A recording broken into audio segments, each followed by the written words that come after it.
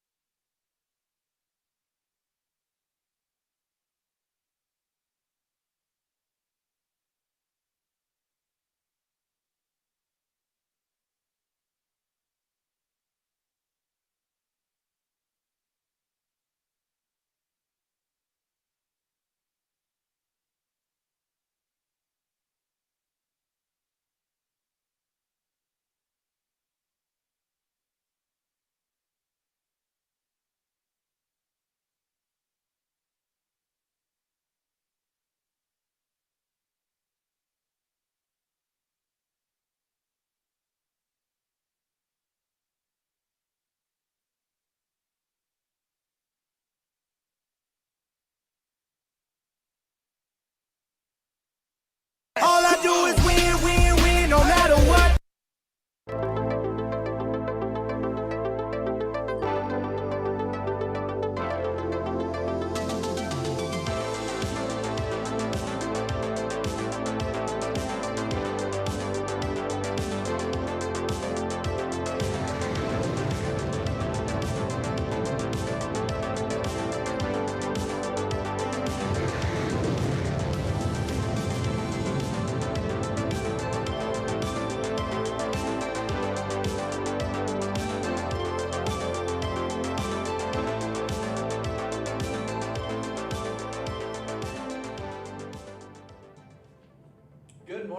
And welcome to Check the Market.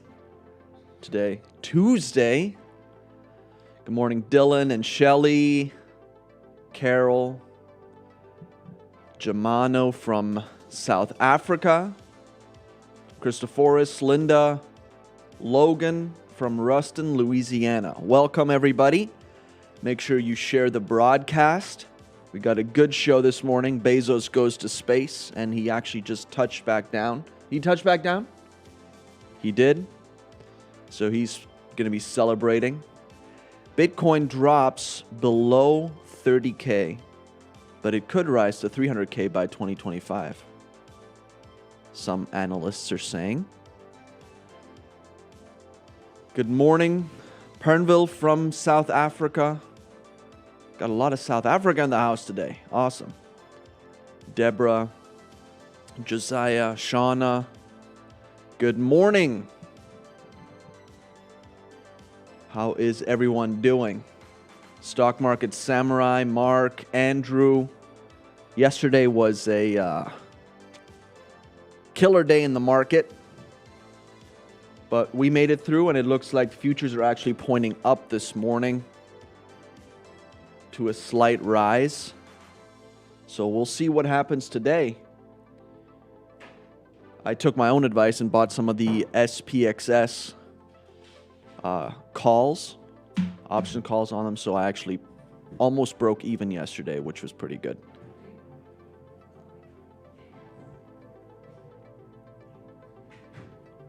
Stock Market Samurai sold most of his crypto last week.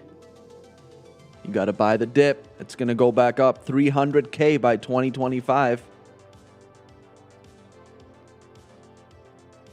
All right, everyone, let's get right into it. Let's see the first article. Wellington from Zimbabwe. We got a lot of Africa in the house today. That's awesome. The new space race funded by billionaires. So you got Virgin Galactic, Blue Origin, and SpaceX. Let me see here. Oh, there we go. So the long-term goal for Virgin Galactic is to dominate space tourism. They have a company valuation of $7.5 billion. It is the first publicly traded space tourism company. Let's see the next one. There's Blue Origin from Jeff Bezos. Long-term goal is to make access to space cheaper and more reliable through reusable launch vehicles. And the markets are open. And it is, let's take a look here at the indexes. And it does look like everything's opening up in the green this morning. So maybe we can recover from that beating yesterday that the market got. Make a little bit of money. Or a lot. All right, let's continue. So there's Blue Origin. Continue. And then SpaceX. Long-term goal. This is Elon Musk through and through. Making the colonization of Mars affordable. So you got space tourism and then Elon Musk. We're going to Mars.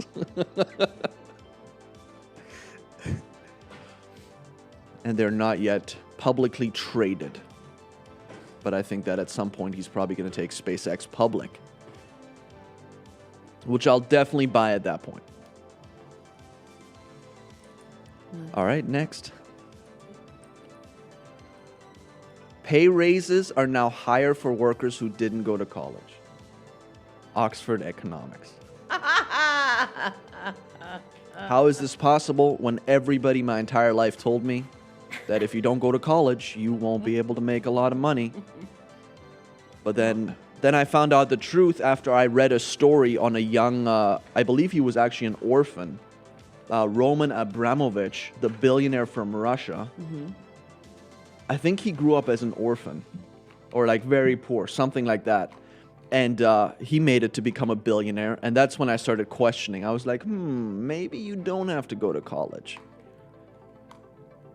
But I did anyways. It's not a surprise that It is. That's the way it works. I mean, people that don't go to college have work ethic. Yeah. Most of the time you have to do something, Yeah, you know, to make money. So, of course, you're going to be more likable. You have better work ethic, whatever. You don't think you know it all. You don't think you know it all. Yeah. Yeah. College grads are suckers. Well, thank you, Christopherus. Agreed. Agreed. Yeah. That's awesome. Let's see the article.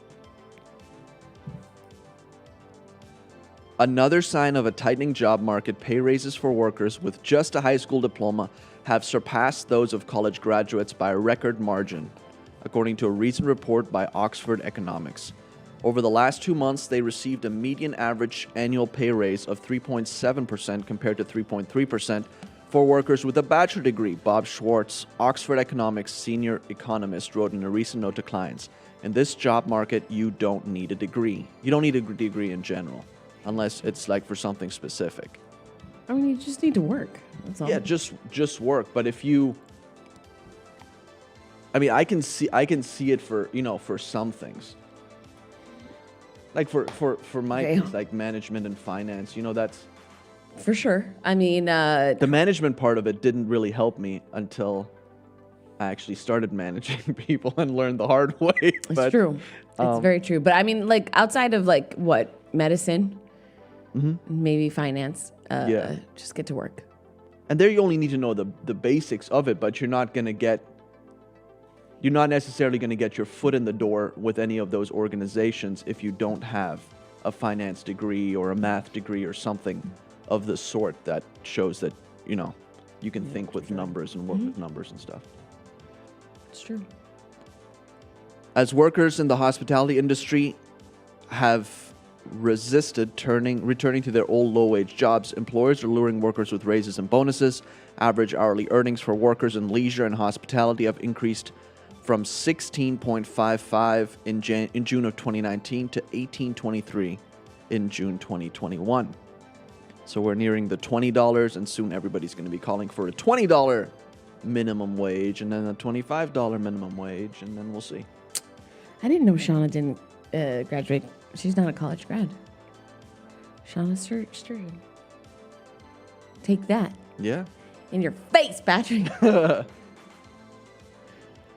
right, next. This light is really something else. UBS profit leaps 63% in second quarter amid wealth management boom. UBS, the Swiss bank, who has long been embattled in all sorts of bank secrecy and hiding money for dictators and stuff, and their profit leaps by 63%. Let's see the article. UBS on Tuesday posted a 63% jump in second quarter net profit, easily beating expectations as buoyant markets continue to help the world's largest wealth manager generate higher earnings from managing money for the rich.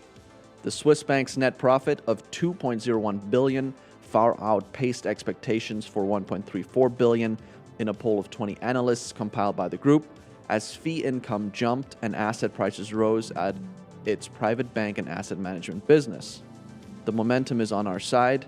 We have no intention of letting it go, Chief Executive Ralph Hammers told analysts on a call, adding across each region the bank had recorded its highest profit levels in more than 5 years. You can expect us to continue to focus on growth on the wealth side, but on efficiency as well as we continue to invest. Next. Next article. Crypto update. Bitcoin sinks below 30,000. How much lower? How much below 30,000 did it go? Because now It was 29 something. interesting. Let's see where People were like, it'll never get below 30,000. it is at 29.5 now. The lowest it went was, let's see here. It's like 29.4. Jeez. 29.446, somewhere around there. And Ethereum 1744 now. So Not too what's bad. going to happen? By the dip. By the I think this has a lot to do with Yellen and Jerome Powell and everybody discussing the stablecoin situation. Yep. Because you need those stablecoins to have liquidity in the crypto markets. And so if they're going to start attacking that and going against it, then you'll see more of that. When are they going to start dumping money back into Bitcoin with these stable coins? Who knows? You can't, there's no way that of knowing. Because typically once they dump the money back in, that's Yeah, when they probably took money out. That's why it's been crashing. I'd like to see what Doug has to say about it. It's going to 25K, Jeepers. but bull market resumes late August. I mean, wherever it's going to, I'm buying the dip. That's for sure.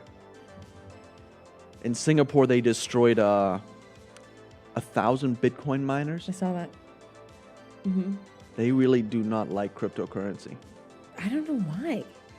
Because it's like freedom, it's liberty, it's it's, challenging the banking system. yeah, for That's why they're penning all these opinions about it being like a right wing thing. Yep. It's not. It's just freedom. Yeah, for 100%. Bitcoin sinks below 30,000 amid a broader sell-off. See the article. Bitcoin fell to a 6-month low on Tuesday, breaking a key support level of 30,000. Cryptocurrencies were broadly under pressure on Tuesday morning amid a market sell-off. Analysts said a strengthened dollar and a global move to de-risk investments was hitting the asset class. Bitcoin was down about 5.6% to trade at 29,834 on Tuesday morning in London. Ethereum, the second biggest crypto by market cap, fell 6.9% to trade at 1763. Naeem Aslam, chief market analyst at Ava Trade, said 30,000 was a key support level for Bitcoin, and a significant breach could result in a massive technical sell-off. Yeah, I mean, keep selling. I'll keep buying. Having said that, crypto traders are well aware that the price action of cryptocurrencies is highly volatile, and the decline in prices should not come as a surprise given that similar price fluctuations have occurred in the past. The slump coincided with a global stock market sell-off on Monday, sparked by fears about the spread of the Delta variant of COVID-19. Come on. Come on. Next. Randy. Nearly $90 billion wiped off crypto market as Bitcoin drops below 30,000. 90 billion. Man. Let's see the article.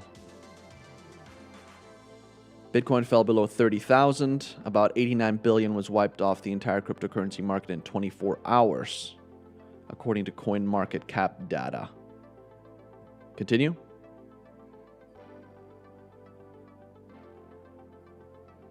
The plunge in Bitcoin came after a big sell-off in global stock markets on Monday. The Dow Jones Industrial had its worst day since last October. There's been a broad sell-off in global markets. Risk assets are down across the board. Annabelle Huang, partner at cryptocurrency financial services firm Amber Group, said, "There are concerns of the quality and strength of the economic recovery, and broader risk assets turned weaker, including high yields. Coupled with recent Bitcoin weakness, this just sent crypto market down further." Do you ever think that they just like come up with things on the spot to say, 100%. right? Oh, yes. Because if you say that, coupled with recent Bitcoin, broader risk assets turned weaker, including high yields, concerns of quality and strength of economic recovery. It's a word salad. Right? Yeah. Yeah, that's totally typical. I think they get trained on how to speak. for sure. Right? Yeah, for sure, definitely. You know who talks about that all the time is Scott Adams. That there's just different, The like you double get speak training. stuff? Yes, Yeah. there's training that you can do to just basically just beat around the bush and that kind of stuff. Yeah. And we see it literally in these articles all of the time. Yeah. Just look at that Ohio-based company, that truck. You know, Exactly. It's just word. Yeah, they mislead with words. Yes. Interesting. All right, next. When you bought, that's what you looked like when you sold. Yes. Is what? That's real. I mean, that is just beyond tragic. That's the George of the Jungle actor, right? Yes. I used to love that movie. I used to love him.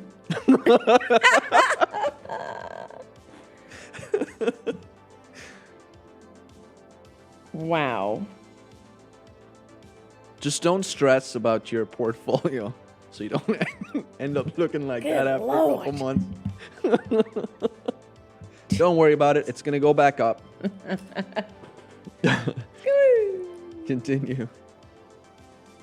Yeah, his hair does look like a newly plated Shia pet. That's so funny.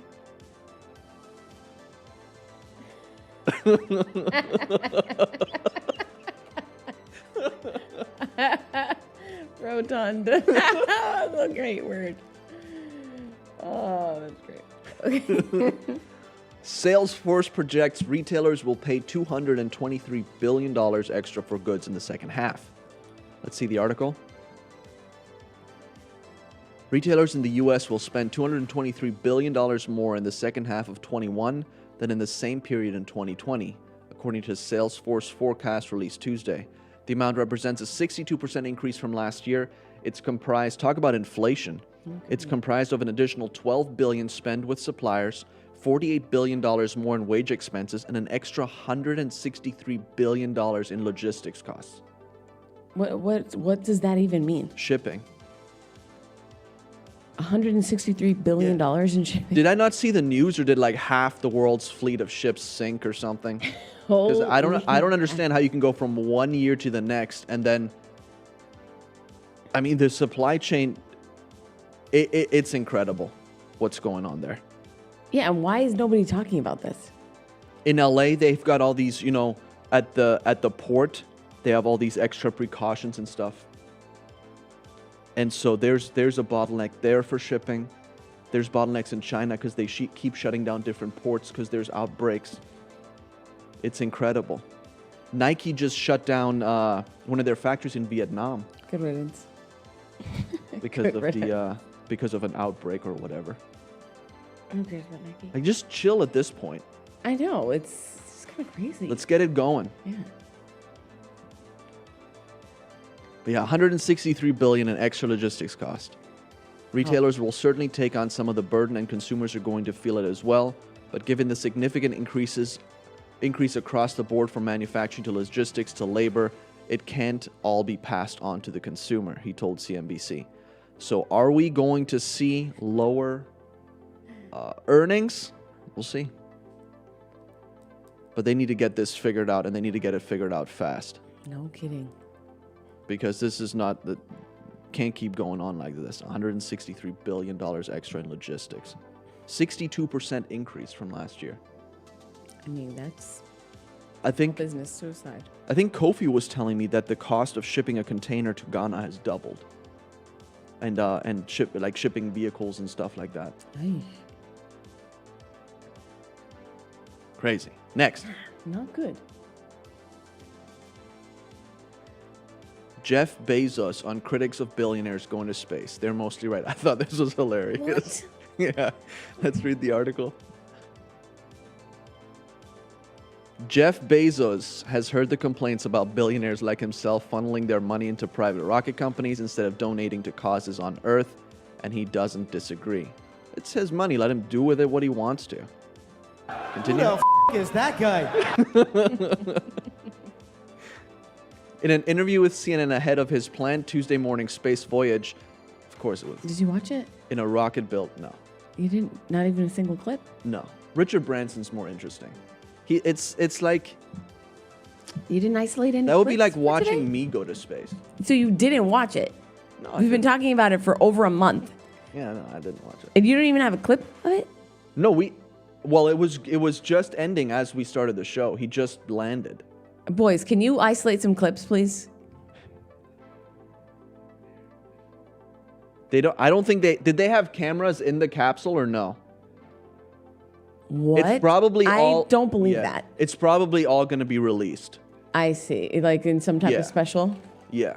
Yeah. Then screw you, Jeff Bezos.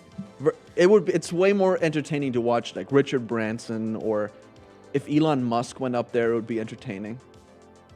Maybe. I just wanted to see the lady. Oh yeah, see her. Funk. They have a picture. See if you can find the picture of Wally Funk as she's driving to the rocket, because I think her smile almost got caught in her hair. Wally Funk, man. What? Woo! In an interview with CNN ahead of his planned Tuesday morning space voyage in a rocket built by his company Blue Origin, Bezos was asked for his thoughts on critics who call the extraterrestrial flights joyrides for the wealthy and who say you should be spending your time and your money and energy trying to solve problems here on Earth. Well, I say they're largely right. Wow. Said Bezos. Basically, yeah, they're largely right, but I'm going to do whatever I want. Who Bloomberg estimates is worth $206 billion. We have to do both. We have lots of problems here on Earth, and we have to work on those. But I'm going to space, whether you like it or not. Yeah, Bezos and his fellow billionaires Elon Musk, who runs SpaceX, and Richard Branson, who earlier this month flew to space aboard a Virgin Galactic aircraft, have been characterized, there we go, by critics as deaf to issues on the ground and too obsessed with making space more accessible when they could put their resources elsewhere. Musk has stated that his goal is to put humans on Mars and has said it is important that humans not be a single planet species. This guy, man. He just thinks so far ahead of everybody else. No joke. What a guy. What a guy. Continue. The 57-year-old Bezos, who earlier this month stepped down as CEO of Amazon, said it is important to look to the future as a species and as a civilization. In his view, the work being done today will lay the foundation for future generations to work in space, which will solve problems here on Earth. Bezos has for years sold $1 billion worth of Amazon shares annually to fund Blue Origin's operations. Wow. I've won this lottery, Bezos said at Cape Canaveral in 2017. It's a gigantic lottery and it's called Amazon.com, and I'm using my lottery winnings to push us a little further into space. I feel incredibly lucky to be able to do that. Liftoff for Bezos and his 3 passengers was set for 9 a.m. Tuesday, and now they're back on Earth. They allowed them to return to Earth. I guess the petition didn't work. Next. Did you see the 18-year-old that went on the flight? Mm-hmm. He looks like he's either 18 or 49. His dad paid for his ticket. 30 million? That's the anonymous? They didn't say how much it was, but he's from Holland. Holland. Yeah. Interesting. Do you guys have the picture of Wally Funk? Not yet. All right, next. Oh, God. BlackRock-led Big Three may forestall chaos in stock markets. Let's see the article. Critics who assail the growing influence of index giants like BlackRock may be overlooking their power to prevent a stock market disaster. In a paper published this month, academics from America and China show that institutions with notable holdings in multiple firms across industries are less likely to panic sell. Using almost 4 decades of US data, they find that these investors are stabilizing forces because they can figure out whether equity gyrations are down to firm or industry-specific woes. It's a timely addition to the ever more contentious debate about whether asset managers are acquiring too much influence in world finance. Just last week, BlackRock's second quarter results showed the firm managing a record $9.5 trillion, with its exchange-traded funds controlling more than $3 trillion for the first time. Continue. These rising ownership stakes have prompted fears over increased market volatility because for the most part the funds passively buy and sell, often in unison. But the paper titled The Information Advantage of Institutional Common Owners, Evidence from Stock Price Crash Risk comes to the opposite conclusion. Our findings support the stabilizing role of institutional common owners in the market due to their information advantage. That allows money managers to better differentiate between the firm-specific and industry-wide nature of bad news, thus avoid selling on false signals. Continue. Qingyang Li from Wuhan University and those other people studied ownership data and market movements between 1980 and 2017. In that time, the percentage of publicly traded U.S. firms with a common institutional owner, defined as holding 5% or more of multiple companies in one industry, increased to over 80% from 10%. The academics found the crash risk, essentially whether a share price will drop excessively in the year ahead, to be significantly lower for companies with at least one common owner versus those without. The theory is that the co-owners won't panic sell because they can better discern between a company-level crisis and an industry implosion. Do we agree or not? There was a graph in there. Did you get that graph that shows which firm holds the most? I believe it was State Street, BlackRock, and there were a couple others that State Street and BlackRock are two of the big three that hold all those ETFs. So what they're saying is that if they don't panic sell, because they can discern between, whether it's an industry-wide thing or whether it's just a company-wide thing. There we go. BlackRock, State Street, and Vanguard make up the majority of the ETF industry. So 35%, 29, and 15. Then you got Invesco and Schwab. Wow. So I thought that was interesting because if those three companies don't panic sell when everybody else panic sells, it would actually stabilize the market. Or stabilize it a little bit. So those three companies are pretty powerful. Yeah. BlackRock, 9.5 trillion. So that would put Vanguard at what, 7, 8 trillion, and State Street at around 4 or 5 trillion dollars. Or no, 3 trillion in the ETF. So 3 trillion, 2.7, 2.6, and then 1.5 trillion for State Street. That's huge. All right, next. There they are. All right. So there you have the 18-year-old from Holland. That is Wendy Funk. Just kidding. Wally Funk. The Jeff Bezos. And then his brother, whatever his name is. Mark. Mark Bezos. Matthew. It is an M. I believe it's Mark. It is M. It is M. But whatever his name is. So. How does one acquire one of those suits? I don't know. But there they are. To space and back. Do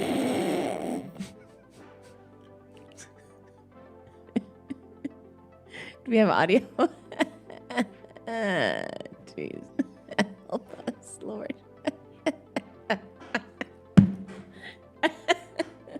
One more time. In case you missed it. So this is them getting off this morning, right? Getting off. Capsule. Look at her. She's so excited. Papa. Oh, Wally. Man, look at him hugging his dad. Oh, that's so cool. If Max his dad asked crying, me to I'd go be to weeping. space, probably. Wow. If Max asked me to go to space, I'd probably do everything in my power to get him up there. Of course. Of course. What a beautiful moment for that family. No kidding. Who are all these ladies in hats? Oh, they're in Texas, so you got to dress the part. I see. Okay. Cool. So there they are landing. That capsule is much smaller than Virgin Atlantic. Doesn't it look much smaller? Yeah. I mean, 'Cause, there's only 4 people too in there. Yeah, and that one was that was a rocket, and Virgin Galactic is sort of like a space shuttle. I see. Way better. Yeah. All right, next. What was that? I don't know. Why Yellen Powell cast a weary eye on stablecoins? Ugh. Is that it really his brother, or just a clone of himself? That's a good question. Kidding, no kidding.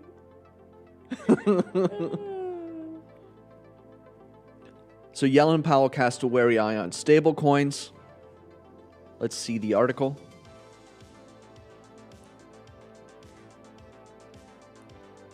Volatility, stuff like that. Keep going.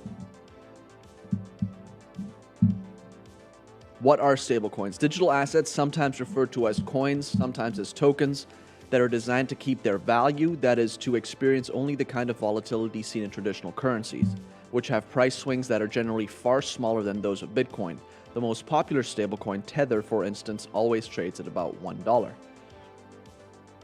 In one of two ways, collateralized stablecoins are pegged to another asset like the US dollar, and their issuers back up the value of their coin by holding on to that asset. Other stablecoins are pegged to the price of crypto assets like Ether or in certain decentralized finance apps. Collections of coins put up as collateral. Some employ algorithms to manage supply and demand of the coin, so what's in circulation matches what's held in reserve. Continue. How many stablecoins are there? There are dozens with a combined market value of 100 billion, of which Tether, I believe, is around 68 billion. Continue. Which is, I mean, Tether is like one of the worst companies we've ever like researched. Yeah. So, and they hold the majority in stablecoin. Yeah, the most Yeah, it's no popular wonder with it's- $62 billion valuation. So Tether owns 62% of that market. That's insanity. Tether says that its tokens are backed 1-to-1 by US dollars, Which is a lie. securities, and commercial Which has paper. been proven a lie. Yeah. It's not backed up 1-to-1. Yeah. So this whole thing is so bizarre. It's not even funny. Of course, they're going to cast some shadow on stablecoin. Yeah. Because it's not stable in the least. It's not stable, no. But it's still, I mean, crypto is still considered like the Wild West of finance. 100%, yes. So until But that, they've got to figure something out with Tether. they do, yeah. If you want to see any kind of Bitcoin or crypto, they have to figure this out. So it would make sense then to have a US dollar coin, like a Federal Reserve coin, that is then backed by the full power of the United States debt Right. to use that as a stable coin. So you actually have the US dollar that takes away the stable coin.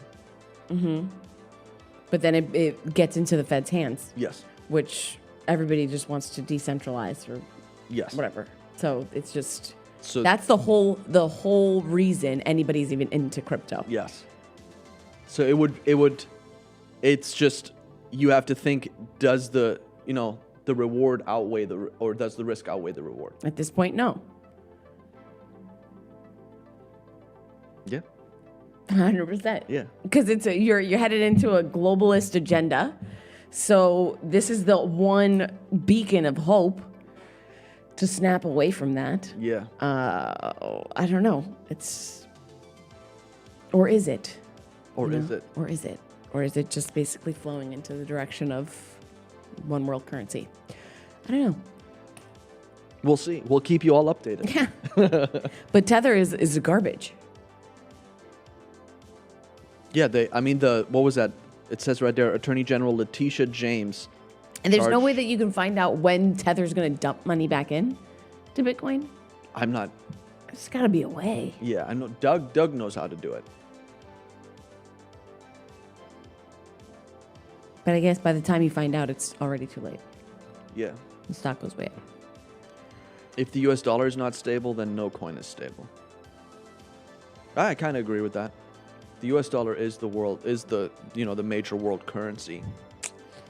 Because you saw massive inflows to the US dollar yesterday when the whole world was selling off their stocks. Because they want to invest in something that they consider safe, and the US is still considered the safest to invest in. Yep. Because where else are you going to put your money? No, that's totally true. But what else could back Bitcoin other than the US dollar? Oh, well, you can do like euro, a digital Swiss franc, a digital Japanese yen that could then be used as a stable coin of sorts. And I think that's what they're doing, but then that would Give the control back to the government? yeah, and that would basically make the crypto markets then an asset. Just very interesting. Yeah. Crypto is very bizarre. Because you can pay with Bitcoin, but when you pay with Bitcoin, the money gets transferred into digital US dollar anyway. Mm-hmm. So then what's the need for it? Right, yeah. Right, exactly. Interesting. All right, next. So you think that this article or this idea, Janet Yellen and whatever, that is what's driving the Bitcoin down in the market right now? I think it's part of it. Because if they take away the stable coins, if they're looking into stable coins and they found out, like with Tether, that at one point all a only hoax. 74% it was backed by cash and short-term securities. Right. So it it said it had more than it actually did. And that could be a problem. But they could just leave it alone and then just let the market figure itself out. The frauds will eventually be exposed, like Bernie Madoff was. People might lose money, but that's just the name of the game. You can't even find a CEO for Tether. Is there names? I believe there is a name. There is? Tether, yeah, for the C, but it has like 4 employees or something like that. No, I think it was, what was it that we said? 7 employees for Something a like $63 billion company? Yeah. Based out of some like podunk place in Seattle. They have Yeah. an office in Seattle right next to a nail salon. Yep. It's crazy. They're just trying to cut down on costs. Yeah. Oh, brother. Next.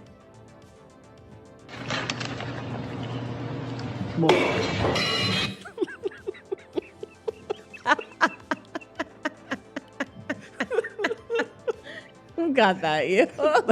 Let's see it again.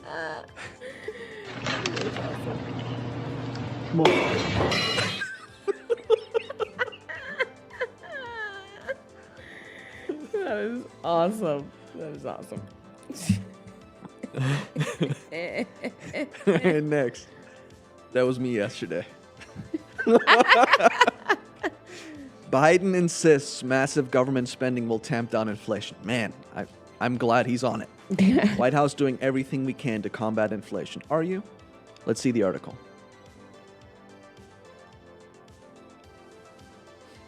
President Biden said Monday that Congress needs to pass his sweeping economic agenda in order to tamp down rising inflation amid concerns that another burst of government spending will act as an accelerant to already rapidly rising consumer prices. As our economy has come roaring back, we've seen some price increases, the president said, speaking from the White House. Some folks have raised worries that could be a sign of persistent inflation, but that's not our view. Good, I'm glad. Biden said that his administration was doing everything we can to address the higher than expected inflation, but he pushed, 62% increase in shipping costs. But he pushed back against fears of persistent inflation and maintained his stance. The recent surge in consumer prices is temporary.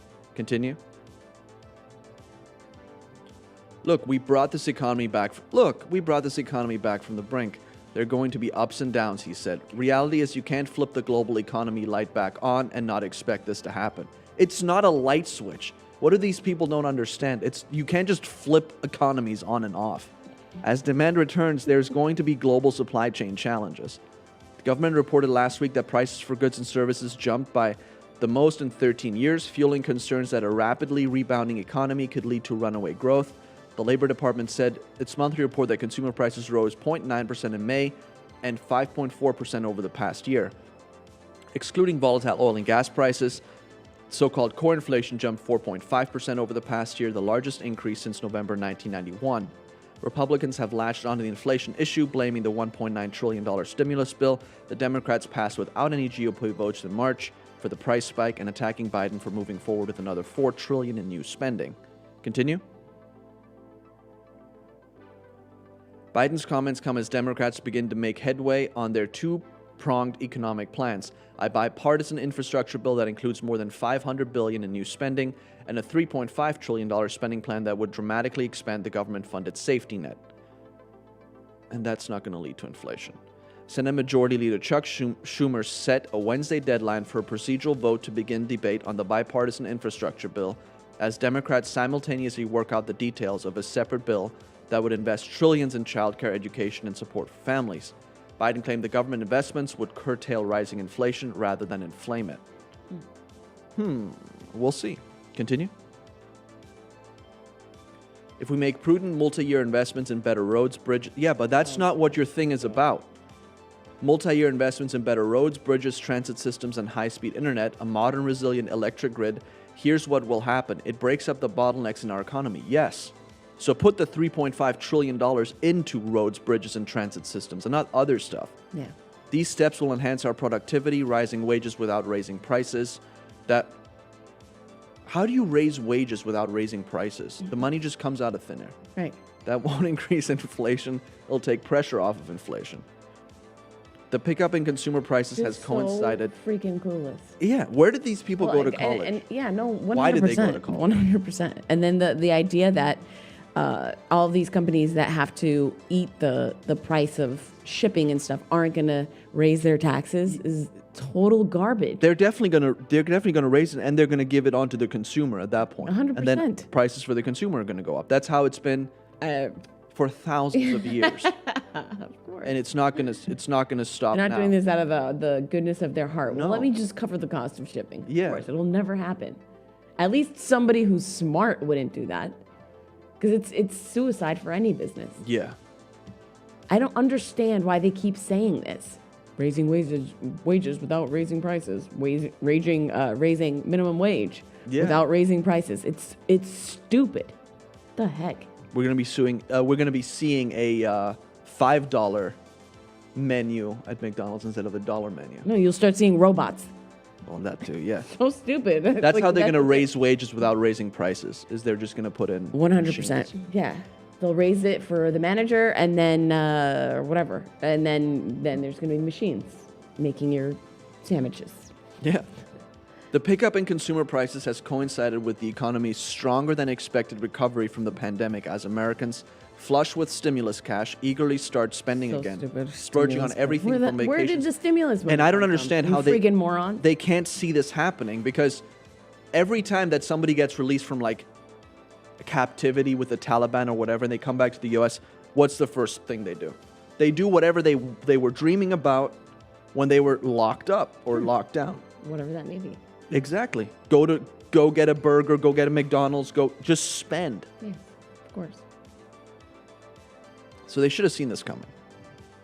Continue. Federal Reserve Chairman Jerome Powell has mostly downplayed the rising prices for goods and services, blaming the increase on supply shortages and a wave of pent-up demand among consumers as more Americans are vaccinated and embark on their post-pandemic life.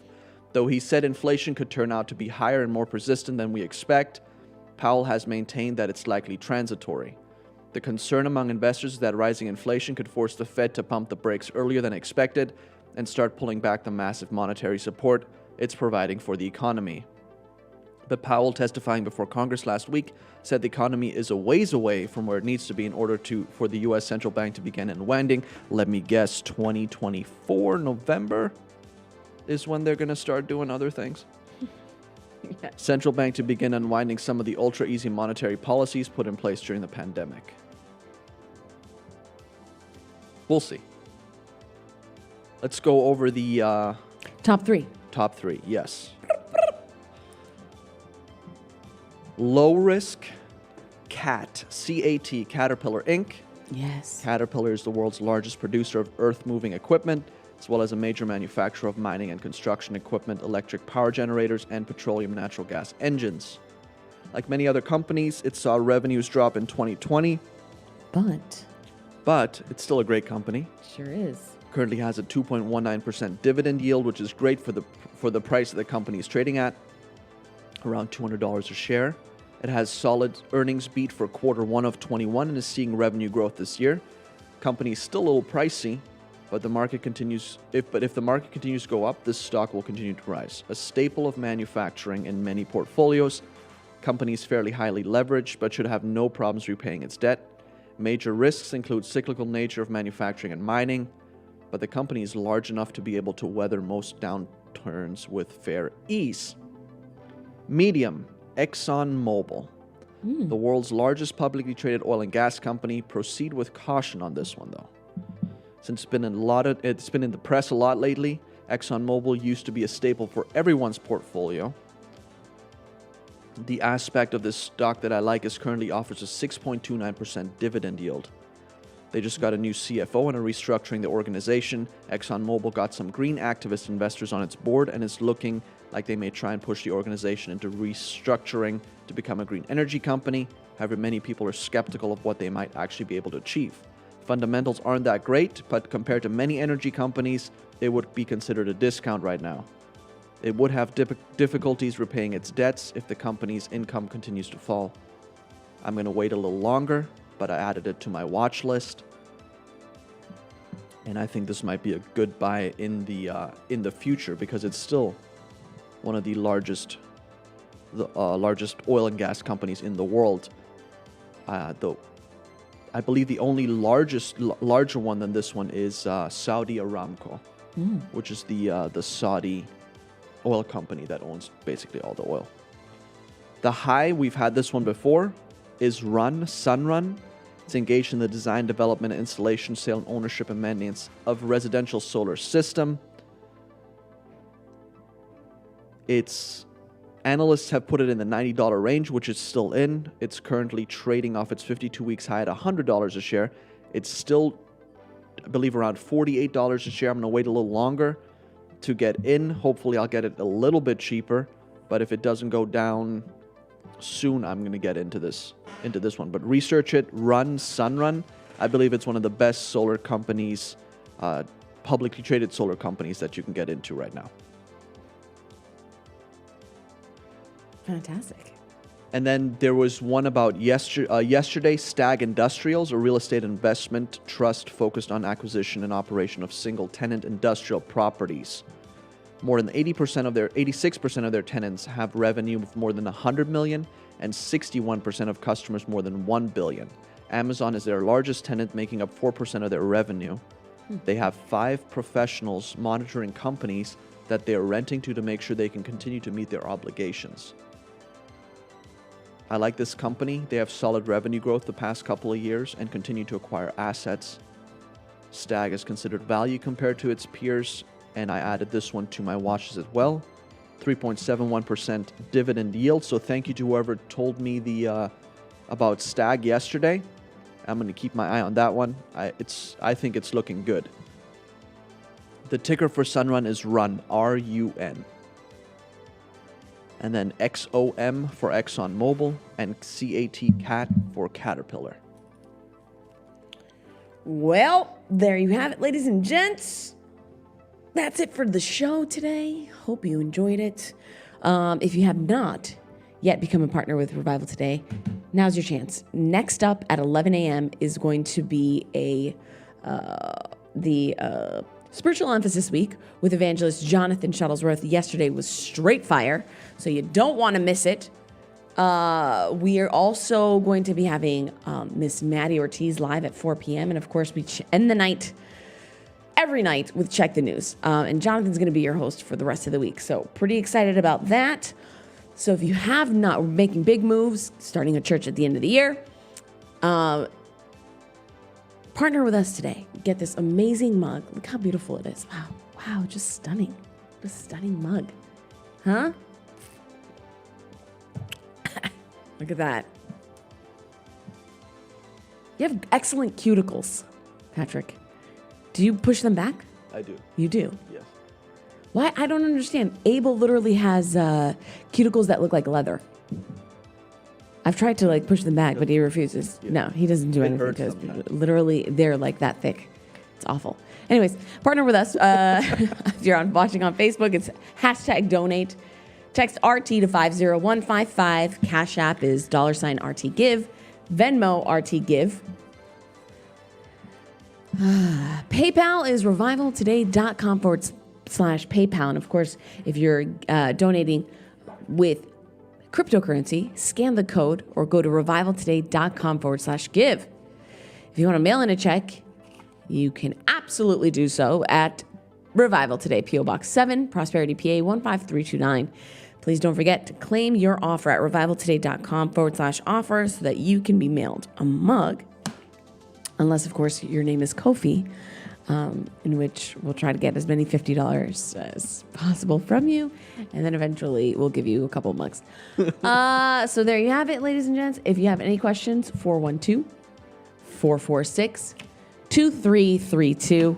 And we'll walk you and assist you right through it. That's it. We will see you tomorrow at 7:30 a.m. Live with very powerful prayer this morning with Kofi. And so we'll see you tomorrow. Thanks for watching.